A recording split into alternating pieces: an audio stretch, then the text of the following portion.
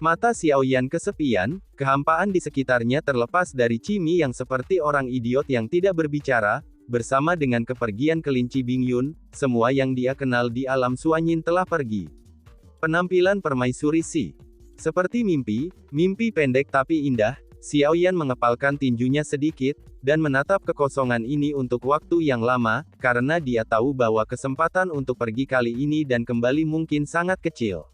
Dan, tidak ada alasan bagi Xiaoyan untuk datang ke sini lagi. Ayo pergi, kata Xiaoyan dengan lembut. Perpisahan ini untuk Permaisuri, tapi dia tidak tahu apakah Permaisuri masih bisa mendengarnya, tapi itu tidak masalah lagi, perpisahan. Void tidak menanggapi, Xiaoyan berharap mendapat tanggapan dari Permaisuri, dia bahkan percaya bahwa Permaisuri belum benar-benar menghilang, dia hanya menunggu sebentar, tetapi tidak mendengar suara apapun. Xiaoyan menyerah sepenuhnya, dia hanya bisa menerima kenyataan bahwa Permaisuri menghilang. Pada saat yang sama, Xiaoyan menoleh untuk melihat Cimi, yang tertegun sejenak, dan tiba-tiba merasa sedikit ragu di bawah tatapan Xiaoyan. Tidak ada orang lain di sekitar. Jangan menolak, aku akan menyegelmu untuk sementara, kalau tidak aku tidak akan bisa membawamu keluar dari tempat ini.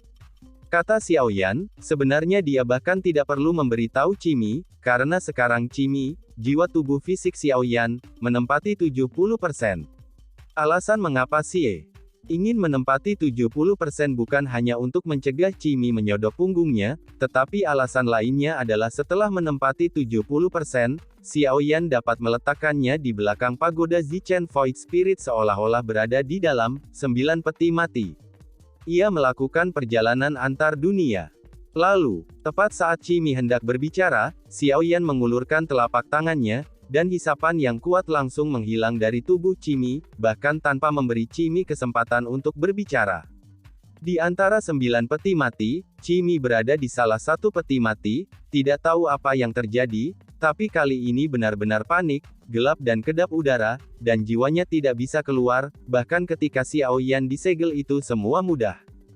Cimi mendesis dengan dingin, rasa takut saat ini menyebar di dalam hatinya, dia tahu bahwa Xiaoyan berhubungan dengan Zun Sang Xiezun, tetapi dia tidak pernah berpikir bahwa Xiaoyan memiliki kemampuan yang begitu menakutkan.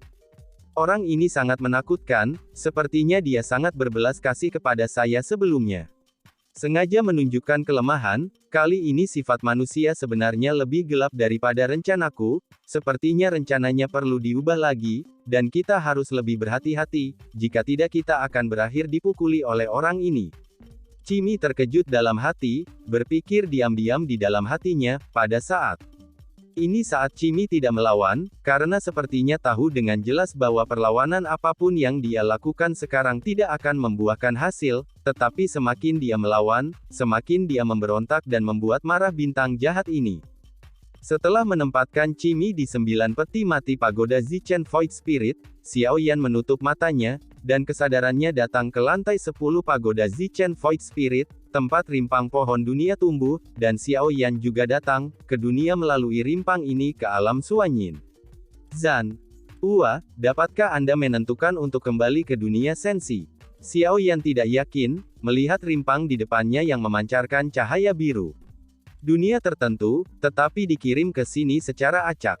Katakan saja keinginanmu, dan itu akan memandumu. Setelah kata-kata Xiaoyan jatuh, sosok Zan Lao perlahan muncul di sampingnya. Hari ini berbeda dari masa lalu. Ketergantungan juga menurun. Dia bahkan tidak menghitung Zichen Void Spirit Pagoda di kartunya. Tuan Zan mengatakan bahwa Zichen Void Spirit Pagoda tidak dapat dengan mudah diekspos. Bahkan jika Xiaoyan menembus keabadian, itu tetap tidak akan berfungsi. Menaranya ada di dunia ini, dan tidak ada masalah dalam menggunakan kemampuannya, itu sudah cukup. Xiaoyan mengangguk, lalu dia merentangkan telapak tangannya ke arah akar pohon dunia. Saat dia menyentuh pohon dunia, jiwa Xiaoyan ditarik oleh kekuatan besar dan masuk ke dalam pohon dunia. Tutup mata Anda di alam Suanyin dari tubuh fisik Xiaoyan, tidak ada orang di sekitar yang dapat melihatnya, jika ada yang dapat melihatnya, Anda akan melihat pemandangan yang sangat aneh, tubuh fisik Xiaoyan memanjang tanpa batas, lalu diratakan, dan akhirnya menghilang ke dalam kosong tidak ada nafas di dalamnya, seolah-olah menghilang begitu saja. Lama setelah Xiao Yan pergi, sesosok cantik perlahan muncul di kehampaan yang awalnya kosong ini, memegang kelinci berbulu yang tampak seperti anjing di pelukannya, matanya yang indah terbuka dan tertutup, dan matanya penuh dengan kesepian. Dia pergi. Pada saat ini, Si tiba-tiba mendengar suara menderu dan berderap, pelangi panjang melintas di kejauhan dengan kecepatan tinggi, permaisuri tiba-tiba mengangkat kepalanya, dan ada sesuatu di matanya.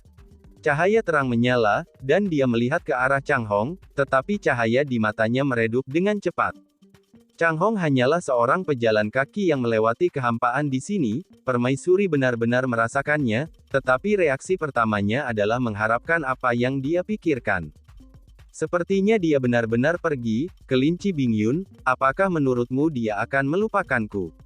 Saat permaisuri berbicara, kelinci Bingyun baru saja akan membuka mulutnya, tetapi tiba-tiba dia menyeringai kesakitan, dan warnanya putih di bawah jari permaisuri, rambut. Iya, tidak, permaisuri Qin akan mencabut sejumput rambut dari atas kepala kelinci Bingyun setiap kali dia membuka mulutnya. Yuntu tahu itu yang terbaik tidak memprovokasi permaisuri saat ini. Pada saat ini, Chang Hong yang sedang melarikan diri dari jauh tiba-tiba berubah arah, sepertinya telah menemukan keberadaan permaisuri, lalu bergegas menuju permaisuri dengan kecepatan tinggi. Chang Hong dengan cepat mendekat dan berubah menjadi sosok yang kuat dengan wajah ganas dan tubuh yang ditutupi dengan berbagai garis. Melihat permaisuri yang berkulit halus dan cantik, dia menjilat bibirnya dengan kering. Yo, cewek, ups. Bingyun Rabbit berpikir sendiri.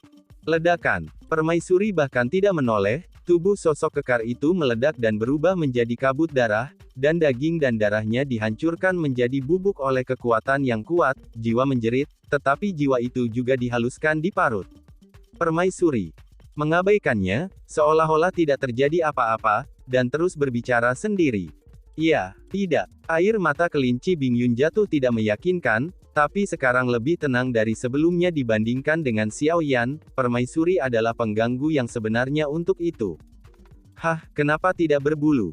Aku tidak tahu sudah berapa lama berlalu, tapi kelinci Bingyun akan menangis, tetapi permaisuri hanya menundukkan kepalanya untuk melihat, dan dahi kelinci Bingyun menjadi botak di beberapa titik. Ups, tentang apakah itu akan datang atau tidak, aku lupa. Permaisuri terlihat sedih, tetapi ketika kelinci Bingyun mendengar ini, dia ingin menangis lebih daripada permaisuri.